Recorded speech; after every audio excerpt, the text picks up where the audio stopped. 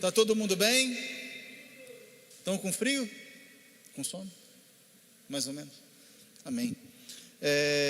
Coloquei o pessoal do Data Show na fogueira ali agora, que eu falei, você sabe colocar o versículo no telão? Eu não passei a lista antes. Então, tenhamos misericórdia do irmão do Data Show e vai dar tudo certo. Amém? Abre a sua Bíblia em Mateus 13, versículo 44, por gentileza.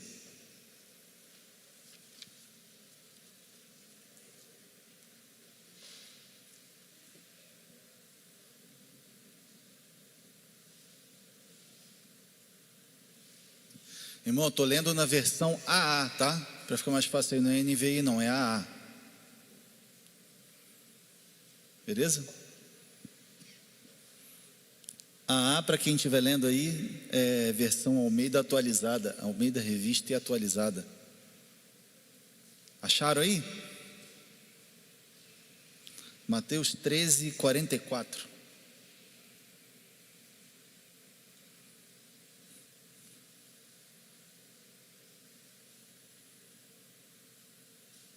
Vamos?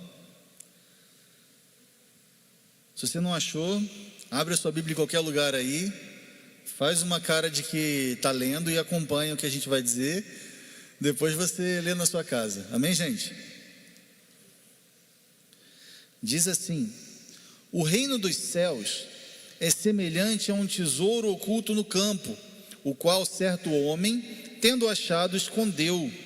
E transbordante de alegria, ele vai, vende tudo o que tem e compra aquele campo. Amém, gente? Vamos fechar os nossos olhos para a gente orar? Para a gente consagrar esse tempo a Deus? Curva sua cabeça. Papai, em nome do Senhor Jesus, nós queremos nos dedicar ao Senhor, Pai. Esse é o momento, meu Pai, desse ajuntamento, onde nós nos colocamos diante do Senhor e nós te pedimos que o Senhor venha falar conosco, que o Senhor venha se revelar a nós, que nós possamos, meu Deus, ter os teus segredos revelados a nós, que nós possamos ter mais intimidade contigo, que nós possamos ter mais profundidade em ti, que assim, Pai, nós possamos caminhar para que o teu nome seja glorificado. Então, Pai, em nome do Senhor Jesus, abre o nosso entendimento, fala com o nosso espírito e que nós possamos crescer, Pai, em nome de Jesus. Amém? Amém, gente? Então é isso. O reino dos céus é semelhante a um tesouro oculto no campo, o qual certo homem, tendo achado, escondeu. E transbordante de alegria, ele vai, vende o que tem e compra aquele campo. Você já parou para meditar nesse versículo? É um versículo só. É uma parábola de um versículo. Você já parou para meditar nesse versículo? O reino dos céus é um tesouro escondido no campo. Se você acha algo que está escondido que vale muito, você abre mão do que tem menos valor para comprar aquilo lá. Se você vê uma Ferrari anunciada por 10 reais, não, 10 reais não, vai. Uma Ferrari 0 quilômetros, com documentação tudo em ordem, anunciada por R$1.000 ou R$2.000, você não venderia o seu Fiat Uno, o seu Fiat 147 para comprar aquela Ferrari? Todos nós, né, gente? É um tesouro oculto, é algo que está escondido aos olhos naturais, e que as outras coisas deixam de ter valor, passam a ter um valor insignificante. E aí sabe o que acontece? Acontece um negócio muito legal. Abre lá em Provérbios capítulo 13, versículo 7.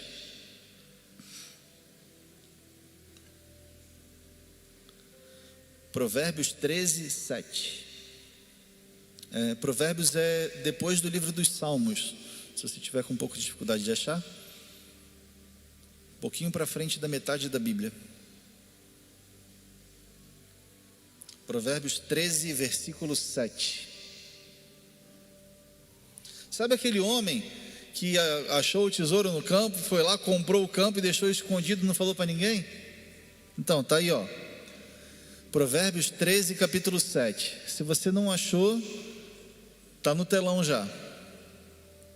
Está lá no telão. Uns se dizem ricos sem ter nada. Outros se dizem pobres sendo ricos. Versículo 8. Com as suas riquezas se resgata um homem, mas ao pobre não tem ameaça. O que isso quer dizer, gente? O resgate aqui no caso, imagina o seguinte: alguém vai, por exemplo, sequestrar um morador de rua? Não faz sentido, porque ele não vai ter como pagar o resgate. Então ele está falando aqui, com as suas riquezas se resgata o homem, mas o pobre não tem ameaça. Você já ouviu um ditado que a árvore que dá fruto é a que leva a pedrada? Quem já ouviu esse ditado? Já ouviram? Algumas pessoas já ouviram esse ditado. Esse é um ditado, se você não conhece, conhece agora. Se você não conhecia, agora você conhece. A árvore que dá fruto é a árvore que leva a pedrada. Então o que acontece? Imagina que você vivia em um mundo perdido, hipoteticamente, né? Claro que não, acontecia isso mesmo. Imagina que você nasceu e viveu por toda a sua vida em um mundo caído, perdido, em um mundo que não tinha esperança, expectativa, e você encontrou um tesouro, a possibilidade de ser redimido, resgatado e salvo desse mundo. Você rapidamente, ou não tão rapidamente, se desprende, se desliga, vende tudo o que você tinha nesse mundo e compra esse tesouro que está escondido no campo. E algumas pessoas que compraram esse tesouro, ou seja, elas são ricas, elas se fazem de pobres. Se fazer de pobre nesse caso aqui é uma mentira? Não é uma mentira. É simplesmente você se sujeitar. Porque Jesus, ele era o rei, o dono de tudo, mas ele não considerou o ser filho de Deus, o ser igual a Deus, mas ele se diminuiu para se fazer semelhança de homem, para que então ele pudesse trazer salvação para os homens. Então, o que acontece é o seguinte: nós somos hoje cidadãos do reino dos céus. Quem aqui já teve a oportunidade de aceitar Jesus? Já teve a oportunidade de aceitar Jesus? Então você é um cidadão do reino dos céus, assim como eu. Se você não teve essa oportunidade, fique em paz. Logo, logo você vai ter essa oportunidade. Amém, gente? Então, o que acontece é o seguinte: você, assim como eu, se você já aceitou Jesus, é um cidadão do reino dos céus. Você não é pobre, você não é miserável, porque você não está nesse mundo caído, você não está nesse mundo perdido. Quem tem aparência que é rico nesse mundo, mas não tem Jesus, é quem é o pobre aqui, O versículo fala exatamente isso. Uns se dizem ricos sem terem nada. Hoje, quem são essas pessoas? São as pessoas que não aceitaram Jesus ainda, as pessoas que não conhecem o Evangelho, que não conhecem a Cristo. Essas pessoas hoje se dizem ricas, têm aparência de serem ricas, mas são pobres. E outros se dizem pobres sendo ricos, ou seja, são pessoas que se diminuem para poder alcançar os perdidos, se diminui para poder chegar a uma pessoa que está perdida, sem altivez, mas olhando e falando de igual para igual. O apóstolo Paulo, ele disse que ele aos gregos se fez de grego e aos romanos ele se fez de romano para que o evangelho fosse anunciado. A gente não pode chegar querendo dizer que a gente é mais. Por mais que nós sejamos filhos de Deus, por mais que nós sejamos cidadãos do reino dos céus, nós precisamos nos diminuir para que o reino avance. Amém, gente? Então, está aqui, outros se dizem pobres sendo ricos. Aí no versículo 8 fala: com as riquezas do homem se resgata o homem, mas o pobre não tem ameaça. Então, você tem se sentido atacado? Você tem se sentido afrontado? Você tem visto as coisas que você faz e às vezes elas não dão certo? Você tem sentido resistência nas coisas que você tenta fazer, no seu trabalho, nos seus empreendimentos? Você tem sentido uma resistência? Esse ano isso tem se intensificado. O pobre não tem ameaça, mas o Filho de Deus, esse é uma ameaça. Amém, gente? Por isso existe essa tentativa de nos resistir, por isso existe essa tentativa de nos desanimar. Vamos voltar lá, Mateus 13, 44. Jesus ele falou algumas parábolas em sequência, e a gente vai ler rapidamente. A primeira que a gente já leu: o reino dos céus é semelhante a um tesouro oculto no campo, o qual certo homem, tendo achado, escondeu, e transbordante de alegria vende tudo que ele tem e compra aquele campo.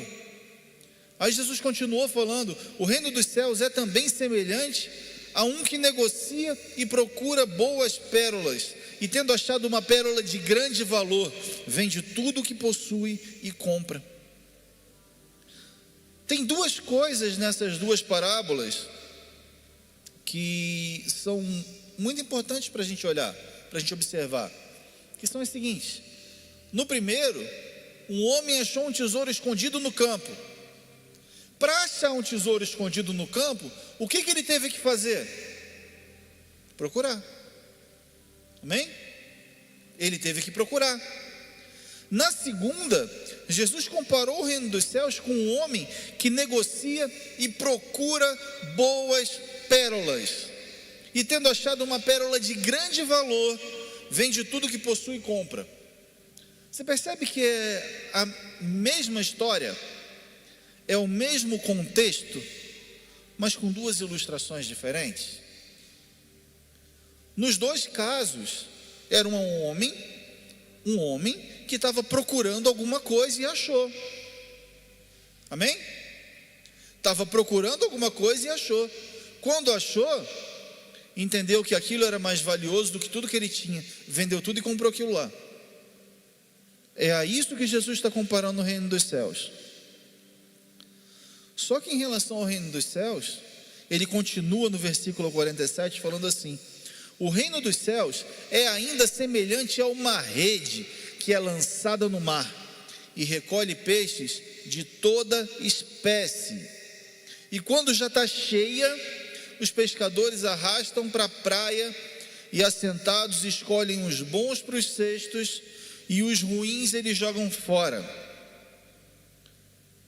Assim será na consumação do século. Sairão os anjos e separarão os maus dentre os justos e os lançarão na fornalha acesa.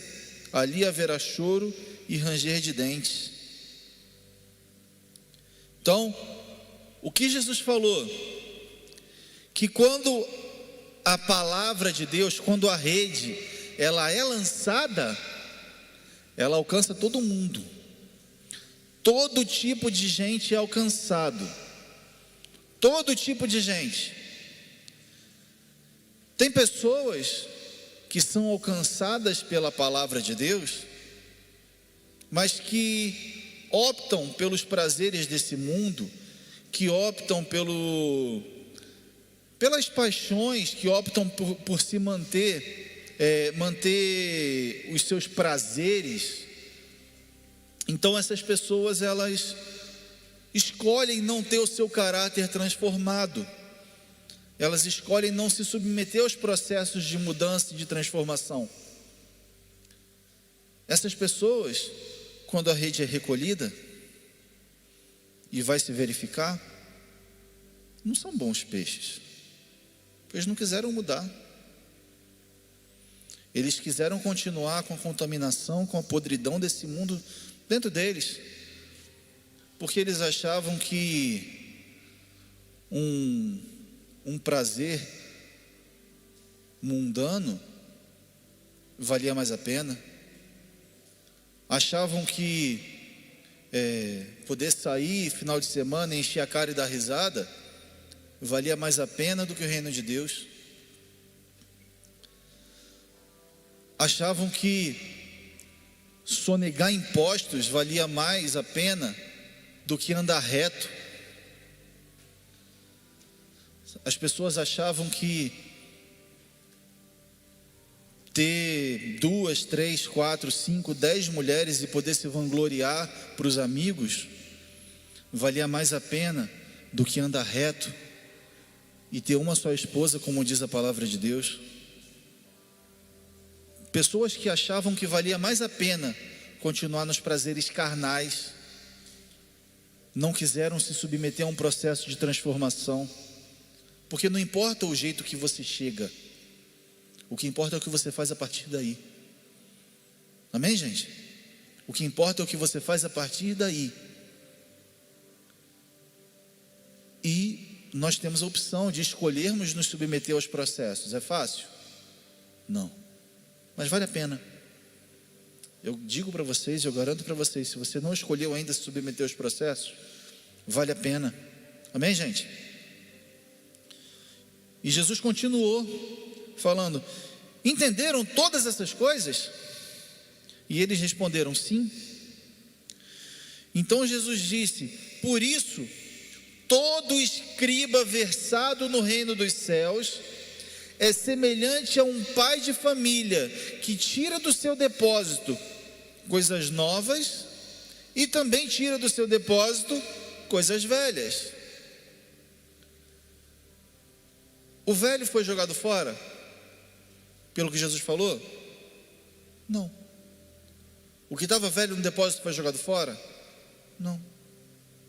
Se estava no depósito é porque era útil de alguma forma?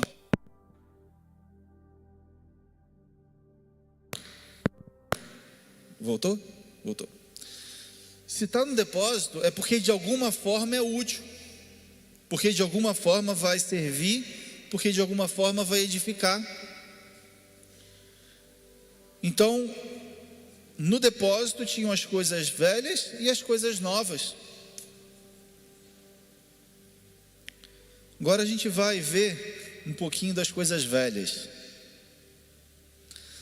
Lá em Êxodo, capítulo 20, Êxodo, segundo livro da Bíblia, capítulo 20.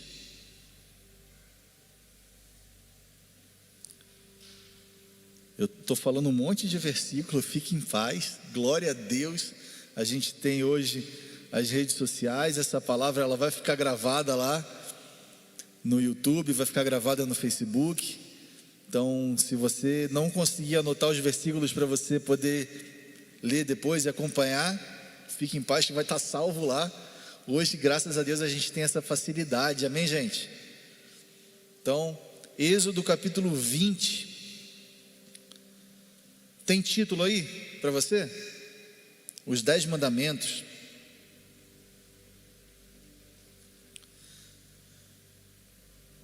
É uma coisa antiga que está no depósito, amém? Está no depósito. Foi Deus que falou. Essa aqui é a lei de Deus. São 10 mandamentos. E diz assim, versículo 1: então falou Deus todas essas palavras: eu sou o Senhor teu Deus, que te tirei da terra do Egito e da casa de servidão. Não terás outros deuses diante de mim.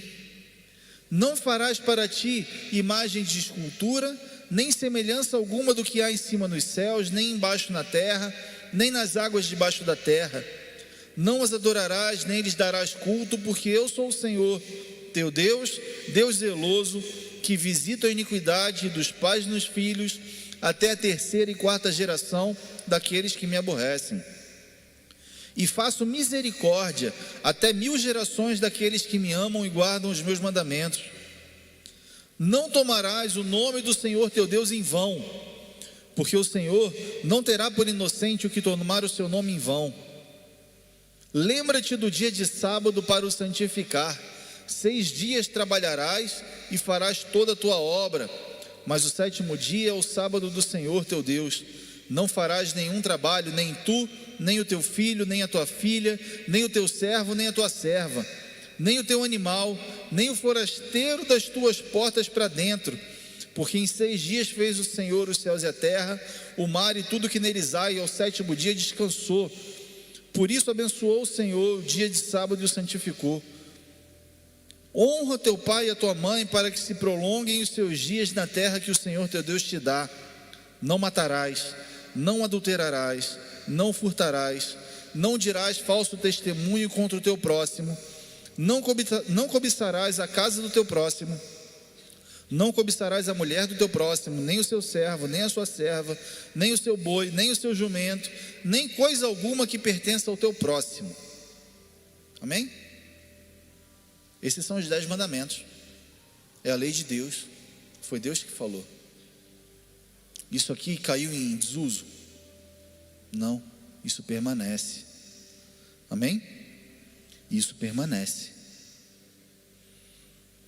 Então, como permanecem, são tão válidos para nós, quanto foram válidos para os israelitas que receberam esses mandamentos. Então quer dizer que a gente tem que guardar o sábado, a gente não pode trabalhar no sábado, a gente não pode fazer nada no sábado, porque está aqui, é o 4º mandamento. Eu não posso trabalhar no sábado, eu não posso fazer nada no sábado, é isso? Isso é válido hoje? Quem acha que é válido hoje? Ninguém? Quem acha que não é válido hoje? Algumas pessoas. Quem não acha nada? Essa foi uma dúvida grande que eu tive também, quando eu mergulhei nas Escrituras, em relação à guarda do sábado. E aí? Isso aqui está nos 10 mandamentos, é a lei de Deus, foi Deus que falou, Ele escreveu com o dedo dele na pedra. Eu tenho que guardar o sábado, eu não tenho que guardar o sábado, o que acontece? Tem gente que fala, foi trocado o sábado para o domingo. Esquece isso, gente, esquece, tá? Abre a Bíblia comigo em Mateus 12, versículo 5. A gente vai ler o versículo 5 e o versículo 6. É isso? É, o 5 e o 6. Trouxe meu notebook aqui, gente, ó. Notebook. Para poder acompanhar aqui. Mateus 12, versículo 5. Quem achou, fala amém. Quem não achou, fala misericórdia. Já está no telão? Acompanha no telão se você não achou, vamos lá. Ou não lestes na lei que aos sábados os sacerdotes no templo violam o sábado e ficam sem culpa? Pois eu vos digo, aqui está quem é maior que o templo. Então, os sacerdotes em Israel, eles violavam a guarda do sábado, porque eles trabalhavam no sábado. Os sacerdotes que estavam em serviço no templo, eles violavam o sábado, porque eles trabalhavam no sábado. Qual era o trabalho do sacerdote? O trabalho do sacerdote era manter o fogo do templo aceso. O trabalho do sacerdote era oferecer os sacrifícios, os holocaustos, as ofertas pacíficas. O trabalho do sacerdote era tocar a trombeta para convocar o ajuntamento para a consagração a Deus. O trabalho do sacerdote era anunciar a palavra. Amém? Esse era o trabalho do sacerdote. E o sacerdote trabalhava no sábado. Ele violava o sábado. Ele não cumpria a guarda do sábado. Mas ele era isento disso. Por que ele era isento disso? Porque Deus falou: o fogo do altar não vai apagar. Deus falou: o sacrifício no altar não pode cessar, tem que ser constante. Então, a gente tem, apesar de não estar explícito no Antigo Testamento, que por conta de um mandamento de Deus, que o trabalho no templo não podia cessar, os sacerdotes, eles eram isentos da guarda do sábado quando eles estavam de escala, vamos colocar assim, no serviço do templo. Amém? Então, estamos começando a desmistificar aqui a questão da guarda do sábado dos 10 mandamentos. Amém? Quem está acompanhando, faz assim. Abre lá em 1 Coríntios 6. A gente vai ler os versículos 19 e 20.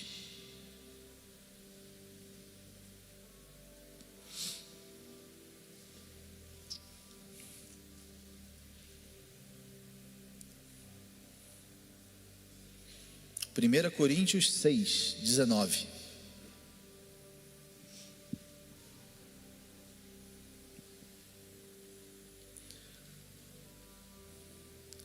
Eu ia me aprofundar muito mais nesse tema, gente, só que o Espírito Santo falou, eu preciso que você fale isso aqui. Aí eu deixei esse tema um pouco mais superficial, um pouco mais raso, mas de uma forma que vocês vão conseguir entender a mensagem. Amém? E depois a gente vai entrar num outro tema que é igualmente importante e que, por conta do Espírito Santo ter me incomodado com esse outro tema, tenho certeza que vai ser muito relevante para a vida de muitas pessoas, ou que estão assistindo aqui, ou que estão assistindo online, ou que vão assistir depois, porque é bênção. Amém? 1 Coríntios 6, 19 fala assim: acaso não sabeis que o vosso corpo é santuário do Espírito Santo, que está em vós, o qual tendes da parte de Deus, e que não sois de vós mesmos, porque fostes comprados por preço? Agora, pois, glorificai a Deus no vosso corpo. Aqui a gente tem um negócio meio punk, meio pesado. Quem já ouviu as pessoas falarem, meu corpo, minhas regras? Faz assim. Já ouviu?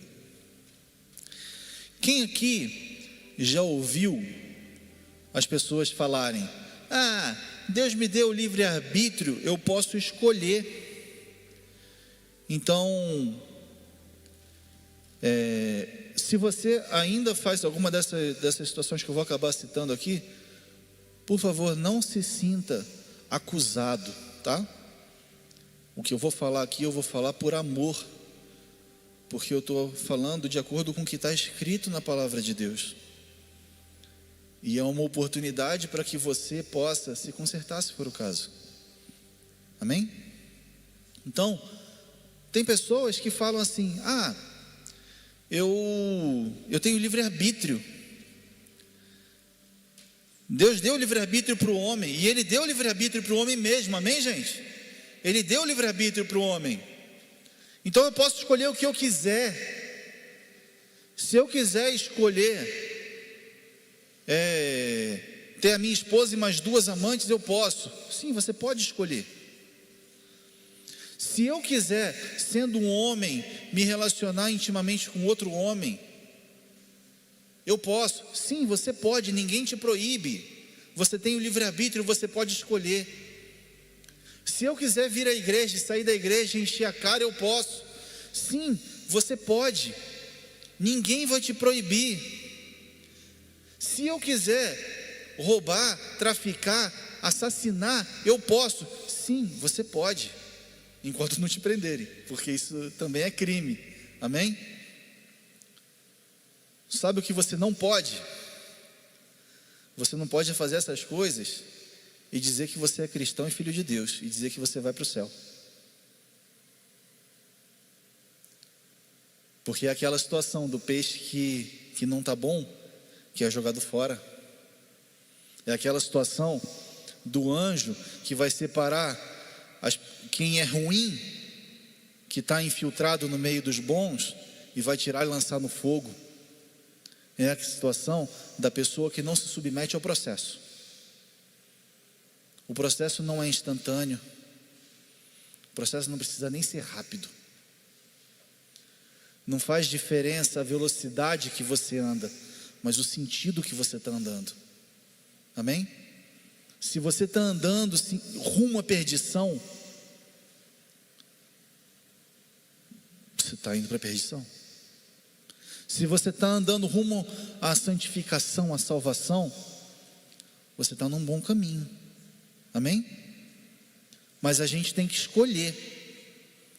E aí entra o seguinte: eu posso escolher o que eu quiser, o corpo é meu, as regras são minhas. Depende. Se você é cristão, você tem que entender o seguinte: porque fostes comprados por preço. O seu corpo não é seu, o seu corpo é de Jesus. Amém? O seu corpo não é seu. Você não pode, sendo cristão, escolher viver na promiscuidade. Você não pode, sendo cristão, escolher viver em uma vida ativamente homossexual. Você não pode, sendo cristão, escolher deliberadamente mergulhar nos vícios, sendo eles liberados ou não. Você precisa buscar a santificação. Está aqui, ó. Agora, pois, glorificai a Deus no vosso corpo. Esse comportamento que eu citei aqui glorifica a Deus? Não. Então é pecado, porque o seu corpo não é seu. Pesado isso, né? Pesado. Bom, entendemos então que o nosso corpo é o templo do Espírito Santo. A gente já tinha entendido que o sacerdote, quando estava de serviço no templo, ele era isento da guarda do sábado. Amém? E agora a gente entendeu que o nosso corpo é o templo do Espírito Santo. Agora eu vou pedir para você abrir na carta aos Hebreus, capítulo 5, no versículo 4.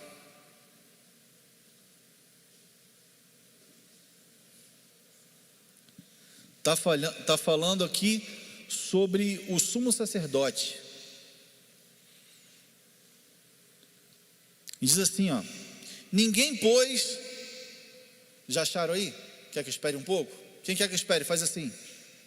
Quer que eu espere? Está no telão? Então quem não achou, acompanha no telão. Ninguém, pois, toma essa honra para si mesmo, senão quando chamado por Deus, como aconteceu com Arão. Assim também Cristo a si mesmo não se glorificou para se tornar sumo sacerdote, mas o glorificou aquele que lhe disse: tu és meu filho, hoje te gerei. Como em outro lugar também diz: tu és sacerdote para sempre, segundo a ordem de Melquisedeque. Ele, Jesus, nos dias da sua carne, tendo oferecido com forte clamor e lágrimas, orações e súplicas a quem o podia livrar da morte, e tendo sido ouvido por causa da sua piedade, embora sendo filho, aprendeu a obediência pelas coisas que sofreu, e tendo sido aperfeiçoado, tornou-se o autor da salvação eterna para todos os que lhe obedecem, tendo sido nomeado por Deus sumo sacerdote segundo a ordem de Melquisedeque. Sabe o Melquisedeque, lá do Gênesis, que se apresentou a Abraão como rei de Salém e sacerdote do Deus Altíssimo? O autor dos Hebreus fala que Jesus, ele foi nomeado por Deus sumo sacerdote segundo a ordem de Melquisedeque. Então Jesus, ele é rei e ele é sacerdote, assim como era Melquisedeque. Melquisedeque era rei de Salém. Salém significa paz. Jesus é o príncipe da paz e ele reina. Amém? E ele é sacerdote. E nós, eu não marquei aqui a passagem, eu sou péssimo de lembrar onde está. Eu lembro o versículo, mas eu não lembro onde está. Então eu não marquei aqui, eu não vou saber falar para você onde está. Mas nós fomos feitos uma nação de sacerdotes, segundo a ordem de Melquisedeque. Amém? E aconteceu que houve a troca do sacerdócio. E em Hebreus, eu não vou saber aonde também, porque eu não anotei, fala que quando há a troca do sacerdócio, há a mudança na lei. Então, lembra aqueles versículos que a gente leu lá no Êxodo dos 10 mandamentos? Lembra? Que fala lá da guarda do sábado, lembra? Quando há a troca do sacerdócio, há a mudança na lei. Hebreus 4, versículo 4, fala assim: porque em certo lugar, assim disse no tocante ao sétimo dia, e descansou Deus no sétimo dia de todas as obras que fizera. E novamente no mesmo lugar, não entrarão no meu descanso. Visto, portanto, que resta entrarem alguns nele, e que por causa da desobediência não entraram aqueles que anteriormente foram anunciados as boas novas, de novo, olha isso, de novo, determina certo dia, hoje, falando por Davi muito tempo depois, segundo antes fora declarado: hoje, se ouvirdes a sua voz, não endureçais o vosso coração. Então, a gente tem que guardar o sábado. A gente tem que guardar o sábado? Sim ou não? Não. Que dia é o dia santo? A gente acabou de ler. Fala aí, que dia é o dia santo? Que dia é o dia santo? Hoje. Hoje é o dia santo. O seu tempo presente é o dia que você tem que escolher santificar a Deus. Amém? O seu tempo presente é o dia que você tem que escolher santificar para Deus, consagrar a Deus, entregar a Ele a sua vida. Você não pode consagrar a Deus o ontem. Se você pensar de forma lógica, amanhã é um dia que nunca vai chegar, porque às 11h59, hoje é quinta, meia-noite, hoje é sexta. Então amanhã é um dia que nunca vai chegar. Não adianta você falar: Deus, eu santifico ao Senhor o amanhã nunca vai chegar. O amanhã está sempre sendo empurrado para frente pelo hoje que está indo. O dia que você precisa santificar a sua vida a Deus é hoje. O dia que você precisa escolher se submeter aos processos para que o seu caráter seja mudado, se submeter aos processos para que a sua vida possa florescer em Deus, é hoje. É hoje. É hoje.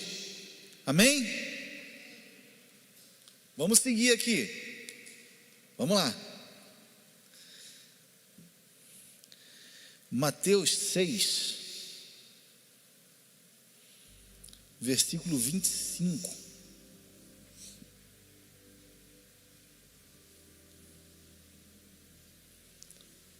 Estamos na metade já, amém, gente? Estou brincando, já passamos já.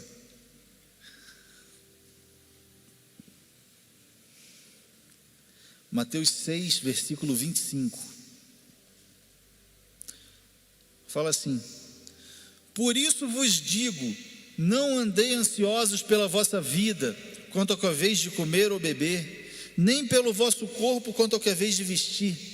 Não é a vida mais do que o alimento, e o corpo mais do que as vestes?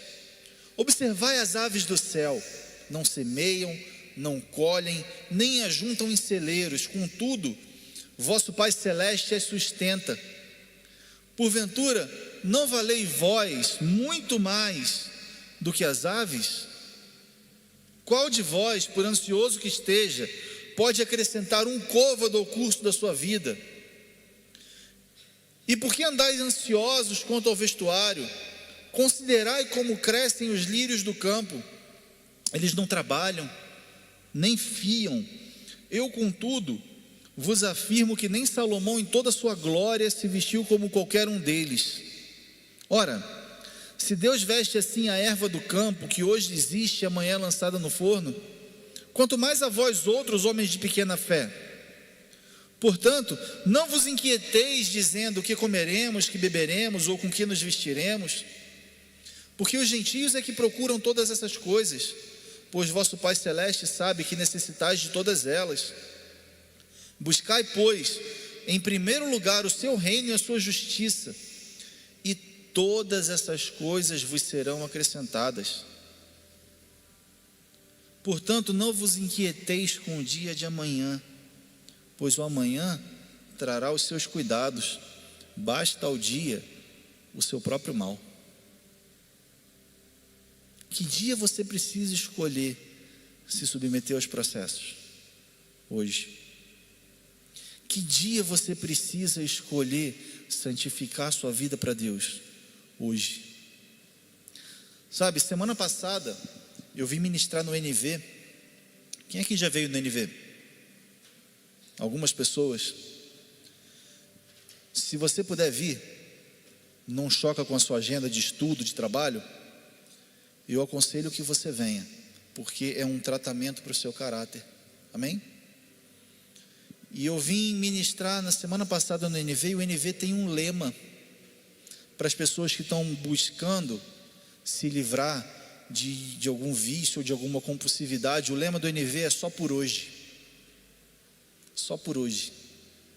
Então, agora ficou mais claro que só por hoje é só pelo dia que nós precisamos consagrar a Deus, só pelo dia que nós precisamos escolher santificar a Deus. Amém? No NV, quando eu vim ministrar, eu falei sobre a redenção de Judas. Tem gente aqui que estava lá, né? Foi benção. Falei sobre a redenção de Judas. Pena que não dá tempo de falar hoje. Mas eu vou falar bem pincelado aqui para vocês o seguinte: Jesus, quando morreu, ele morreu também por Judas. Jesus não morreu só pelos bonzinhos, ele não morreu só pelos fiéis, porque todos os discípulos traíram ele no final. Não foi só Judas que traiu, todos os discípulos traíram ele. Pedro inclusive negou 3 vezes, para não falar que todos traíram João, ficou no pé da cruz. Tirando João, todos traíram ele. E ele morreu no lugar de todos. E ele morreu também no lugar daquele cara que bateu o prego na mão dele, no pé dele. E ele morreu no lugar de Judas. Você acha que era propósito de Deus que Judas traísse Jesus? Quem acha que era propósito de Deus? Quem acha que não era propósito de Deus? Quem não acha nada? Era propósito de Deus que talvez não necessariamente Judas, mas que um dos discípulos traísse Jesus, porque senão Jesus não seria crucificado, e ele precisava ser crucificado. Amém? Então era propósito de Deus que um dos discípulos traísse Jesus e entregasse Jesus para a prisão. Então quer dizer que Jesus chamou Judas como discípulo para condenar ele à morte, para condenar ele ao inferno? Não. Eu digo para vocês que Judas se matou porque ele não conseguiu se perdoar. Se ele tivesse conseguido se perdoar, se ele tivesse conseguido se conter, se segurar, 3 dias depois eu tenho certeza que ele ia ser a primeira pessoa para quem Jesus ia aparecer, para falar: meu filho, eu te perdoo. Só que ele não aguentou, ele não suportou, ele acabou se matando. Ele acabou se perdendo, por mais que não fosse plano de Deus, porque ele não quis se submeter a processos, porque ele não quis ter o caráter dele transformado, porque ele não quis dar cara a tapa para os amigos dele, porque ele não teria coragem de olhar nos olhos de Jesus para pedir perdão. Tamanho peso que ele tinha nele. Mas o só por hoje quer dizer o seguinte: não importa o que você fez para trás, não importa o que você fez ontem, se você escolheu hoje mudar, se você escolheu hoje se endireitar, se você escolheu hoje ter uma mudança de caráter, se submeter aos processos, isso vai fazer com que o seu amanhã seja diferente. Isso vai fazer com que o seu amanhã seja edificado. Vai fazer com que a sua vida comece a dar bons frutos. Amém?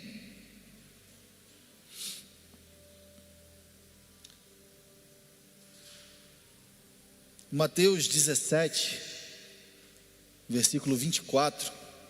Eu vou trazer uma coisa para você aqui que o Espírito Santo me ministrou, que é profunda demais, se a gente olhar da forma certa. Se a gente olhar como uma coisa corriqueira, isso não é nada. Mas pensa comigo.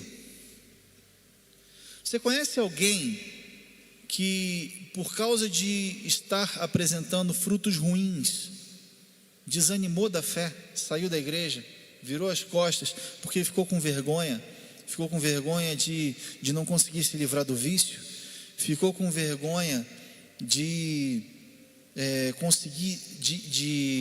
continuar sendo tentado em áreas onde é fragilizado, ficou com vergonha porque de alguma forma está endividado ou teve uma falência ou alguma coisa assim. Você conhece alguém que se desviou da igreja, se desviou de Cristo por causa disso? Eu conheço muitas pessoas,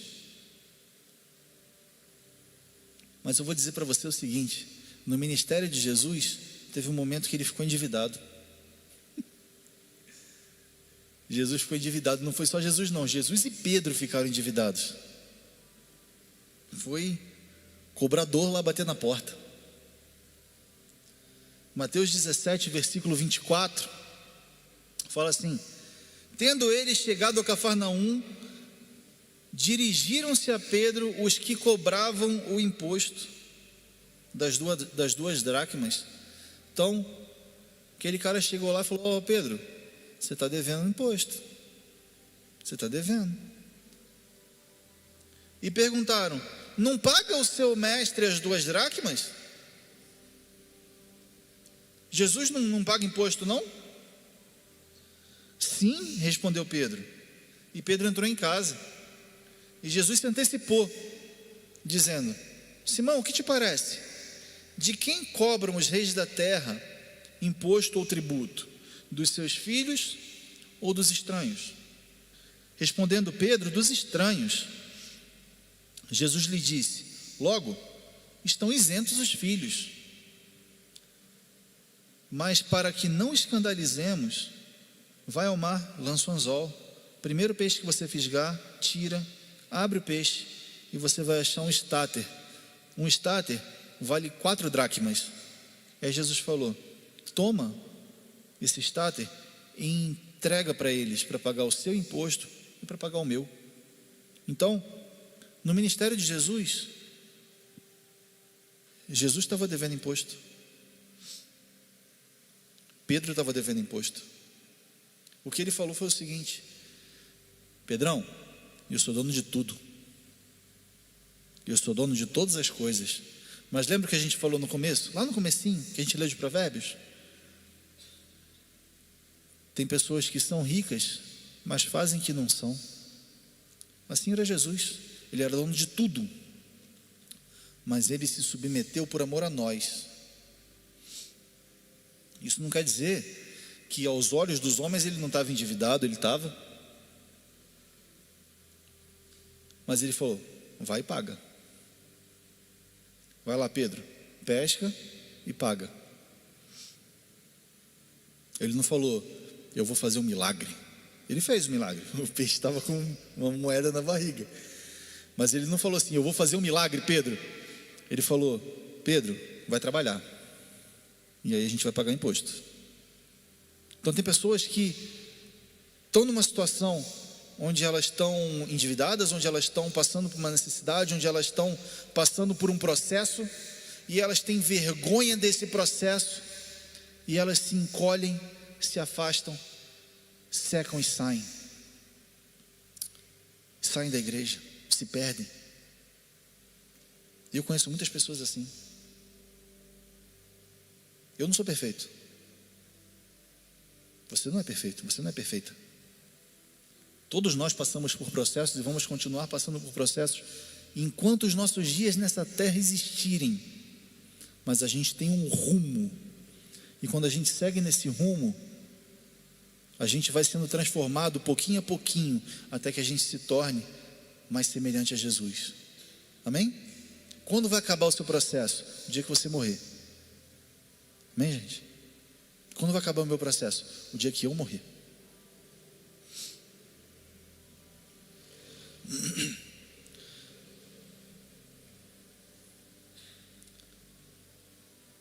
Pessoal do louvor, se já quiser se posicionar aqui.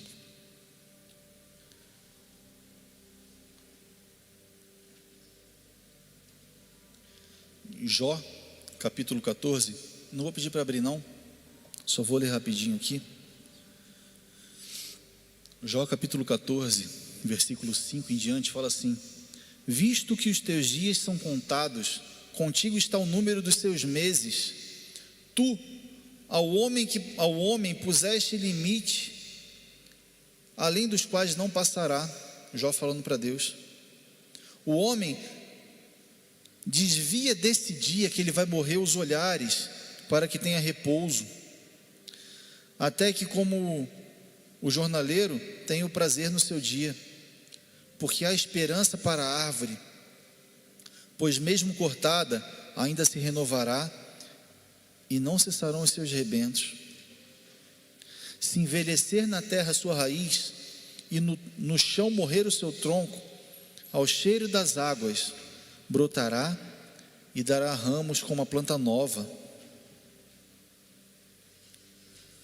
Há esperança para a árvore cortada.